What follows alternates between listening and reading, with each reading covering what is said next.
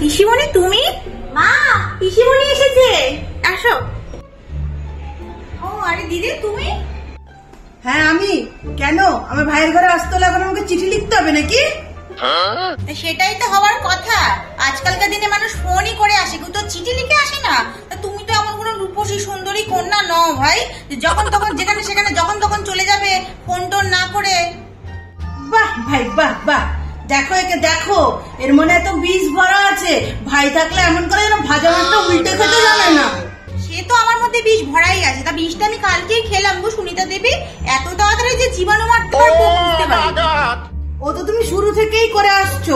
প্রথম থেকে যদি জানতাম, আমি আমার ভোলা ভালা ভাইটাকে তোমার সাথে পটাতাম না, বুঝেছো? আমিও যদি জানতাম যে তুমি এইরকম ধরনের মহিলা, তোমাকে জন্মাতেই দিতাম না। ম্যাডাম, আমার বাবা মার উপরে একদম যাবে না। আমার বাবা মাকে নিয়ে কথা বলে আমার থেকে খারাপ কেউ হবে না, বলে দিলাম। আর এই যে সুনিতা দেবী, এমনিতেও তোমার থেকে খারাপ আর কেউ হবে না। বাইরে দাঁড়িয়ে লোক না হাসিয়ে ভেতরে আসো, ঝগড়া করতে হলে ভেতরে এসে ঝগড়া করো। হে প্রভু, হরে রাম কৃষ্ণ জগন্নাথ প্রেমানন্দ। এ क्या हुआ? এই মহিলা আমার ভাইটার যে কি দশা করে, কি যে কষ্ট হয় আমার ভাইটার, কি বলবো। আর কোন সময় যে ছিল যখন আমার মা বাবা একে পছন্দ করে ঘরে নিয়ে এসেছিল। হে ভগবান।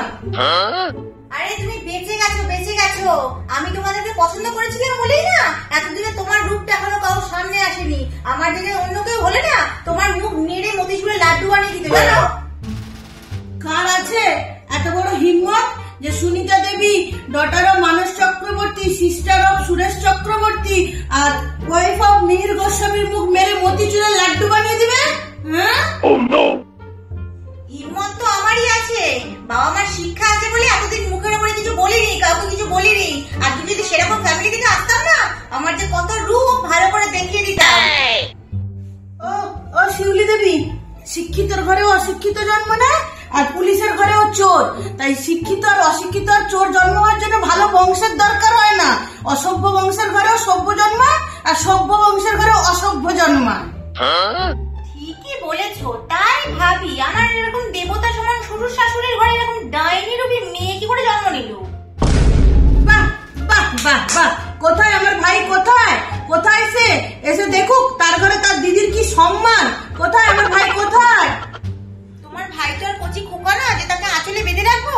আর বেকারও নয় যে ঘরে বসে থাকবে। চাকরি করতেই গেছে, অফিসেই গেছে, যখন সময় হবে তখনই আসবে। এমন ভান করছে যেন কিছু জানো না। সব জানি, সব জানি। আগেও জানতাম, এখনো জানি, আর পরেও জানবো। কি ভেবেছিলে শিউলি দেবী, তোমার রূপের ছটায় ভুলিয়ে আমার ভাই বোনকে আলাদা করে দেবে? সে তুমি কোনোদিন পারবে না। পাড়ার লোক থু থু করে। মা গো, কি যে করো তোমার হাজবেন্ডকে সবাই দেখতে পায়। ছি ছি, আমার সহজ সরল ভাইটাকে ভালো মানুষ পেয়ে তার লাভ ওঠাও। লাভ তো লাভজনক জিনিসের থেকে ওঠানো যায় ভাই। তোমাদের থেকে, তোমাদের দুই ভাই বোনের থেকে ক্ষতি ছাড়া আর কিছুই ওঠে না। যা ওঠাচ্ছি আমি আর আমার নন্দাই ওঠাচ্ছি। এক মিনিট মুখ বন্ধ থাকে না এই মহিলা, সারাক্ষণ বক বক বক বক করেই চলেছে। মাথা স্ক্রুগুলো সব খোলা মনে হয়।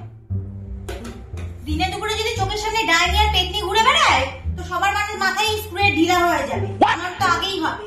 তারপর যদি চোখের সামনে দেখি আমার রক্ত চোষা ঘুরে বেড়াচ্ছে, মাথা ঠিক থাকে? শুধু রক্ত নয়, চাও খাই আমি। চাই পর্যন্ত এক কাপ পেলাম না। কখন জিজ্ঞাসা করবো চায়ের কথা? শান্তিতে আসবে, বসবে, তবে তো জিজ্ঞাসা করবো চায়ের কথা। আসা থেকে তো উল্কাপাত উল্কাপাত উল্কাপাত করেই যাচ্ছ সারা।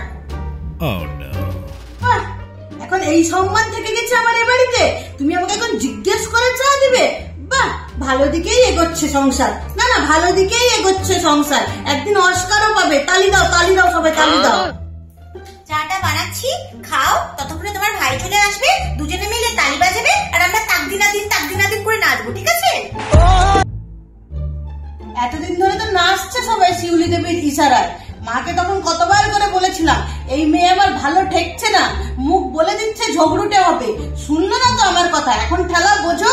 কি খারাপ ছিল হাতিবাগানের মেয়েটা, এত সুন্দর দেখতে, কথা বলতেই পারতো না, মনে হতো যেন বোবা। তা শুনলো না, একেই ধরে টেনে নিয়ে এলো। পড়ালে না কেন? আমি তো তাহলে বেঁচে যেতাম। আমার জীবনটা অতিষ্ঠ হয়ে যেত না? যবে থেকে পা রেখেছে আমার জীবনটা নরক হয়ে গেছে। আমার হাতে যদি থাকতো কবেই করিয়ে দিতাম। তোমার হাজবেন্ড সাহেব দেখে বললো মেয়ের চুল ছোট, তাই বিয়ে করবে না। আর সোনাই সোহাগা, পাড়ার কাকিমা এসে দেখালো তোমার ফটো, আর উনি একদম ফিদা হয়ে গেলেন রাজকুমার। আর তুমি তো সুন্দরী, এসেই শুরু করে দিলে মাথায় উঠে নাচতে। এই মাথায় উঠে নাচলাম মানে তুমি কি বলতে চাইছো? এই শোনো, অনেকক্ষণ ধরে তুমি অনেক কথা বলে যাচ্ছ। দিদি হও বলে না এতক্ষণ ধরে কিছু বলছি না। বেশি কথা বলো না, আমার আসল রূপ কেমন আমি তোমাকে দেখিয়ে দেবো, জানো? ব্যাস, এই জন্যই আমি তোমার বাড়িতে আসি না। সবাই ঠিকই বলে, যতদিন বাবা মা ততদিন বাপের বাড়ি। ভাই ভাই বউয়ের হাতে থাকলে তো কবেই ধাক্কা মেরে তাড়িয়ে দিত, ধাক্কা মেরে একদম। আসছি। এই কোথায় যাচ্ছ দিদি? এই আমি তোমাকে ওইভাবে বলতে চাইনি। বাথরুমে যাচ্ছি, কোথাও যাচ্ছি না।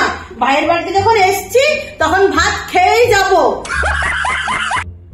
মিউজিক।